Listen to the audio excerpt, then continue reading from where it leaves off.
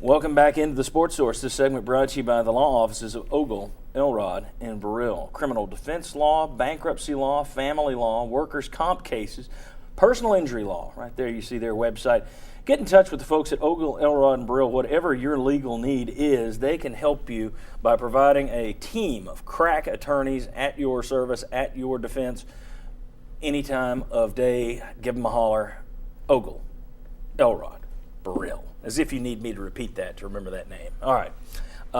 Later today, you can join us at sportsource.tv to see our overtime segment. Follow us on Twitter, which you see right there underneath. Follow us on Twitter, and I'll let you know when it's posted. Today's topic will be this: beer sales at Neyland Stadium and Thompson Bowling Arena.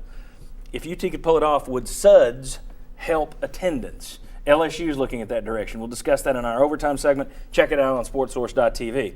Also want to tell people, next week's show, it's the Indy 500, so we'll be moving to 5 p.m. next week. Every Memorial Day weekend, the Indy 500 airs. We get moved back to 5 p.m. We'll see you in the afternoon. Set your DVRs now. Finally, final verdict time. This week, former volunteer football coach Philip Fulmer was asked about the UT football program, and he said the following. I think we have this up there. There we go. They're really working hard to get where they want to be. I think the early entry guys have brought a lot of energy to practice. They're still not where they need to be experience-wise on either side of the line, but skill-wise, they look like they're pretty much there with everybody in the conference. They've still got to improve defensively. I honestly think it will take one more recruiting class to be where Butch wants to be, but he's making progress. Reading that quote this week, it kind of dawned on me. I said, this is a guy who, you know, when he lost his job, Lane Kiffin came in and made no bones about the fact that Philip Fulmer left him a mess. I mean, that was Lane Kiffin's speech. Philip Fulmer could have been pretty vocal back, but he wasn't. Then Derek Dooley comes in and closes out the Letterman, runs everybody, turns everybody in town against him.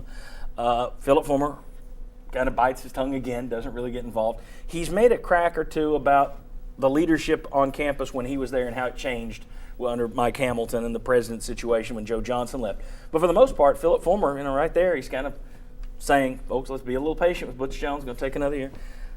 I think in terms of ex-coaches so far, he's been almost perfect in terms of what you would want for a guy who, most of these coaches, when they're fired, they go out and there's some bitterness there. And I'm sure if you're Philip Fulmer, there's some bitterness. But he doesn't show a lot of it. Are you surprised at all at how well he has handled his role as ex-coach? Actually, knowing Coach Fulmer a little bit, no, because I think that's the kind of class person he is. And compare that to how Bruce Pearl has done and how he was behind the scenes and he lost the same kind of thing and all the negativity there. But no, I say kudos to Coach Fulmer, and a lot of people really respect and admire the way he has handled that. You could have a ex-coach be a lot worse. I agree with Chuck that Phillips, basically always, for the most part, been a class guy, and we could point to other universities where other coaches, ex-coaches, have been more vocal, very much had their foot in their mouth and been very vocal. Doesn't surprise me at all. I think Coach Fulmer is a really nice guy, and I think he's handled it with as much class as anybody could, a lot more than I would. I ran into him outside of an elevator one time, and I said, boy, the more time goes by, the better coach you look like you were doing at Tennessee. And then he punched you. Yeah, he did. Then he punched the button to go to the second floor. Who are you? He especially could have popped off pretty loud during the Lane Kiffin stuff, and he just kind of bit his tongue. Those that have dealt with him know we're not surprised. I think maybe people from the outside are because of what a lightning rod figure he was and the way he exited. I think that would make it surprising. And hopefully he'll bring some of that same attitude to Carl Torbush getting the East Tennessee State program going. He's trying to help them too.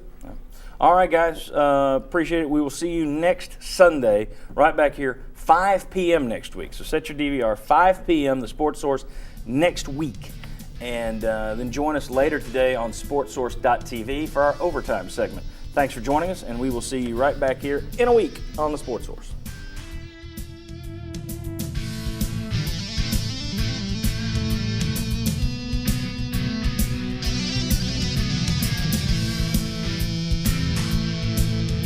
The views expressed in this forum do not necessarily reflect those of WATE 6 or of 6 Sports. This has been a paid program.